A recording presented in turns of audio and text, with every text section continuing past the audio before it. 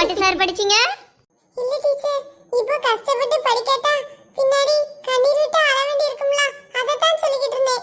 ஓ அப்படியா? அதுக்கு முன்னாடி ஏதோ ஒண்ணு கதவு தட்டும்னு படிச்சியே, அது என்னது? அதுவா டீச்சர்? ஐயோ, இப்போ என்ன சொல்லன்னு தெரியலையே.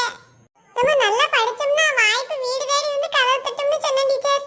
இவ்வளவு தைரியம் தான் சினிமா பாட்டு படிச்சதும் இல்லாம இவ்வளவு நடிப்பு நடிக்கான்ட்ட. போடுங்க போடுங்க. டீச்சர் விட்டுருங்க டீச்சர். இன்னொரு தடவை பாட்டு படிக்க தெரிஞ்சா டீ கிழிச்சு கொடுத்துட்டேன் பாத்துக்க. எல்லாரும் காசு போங்க.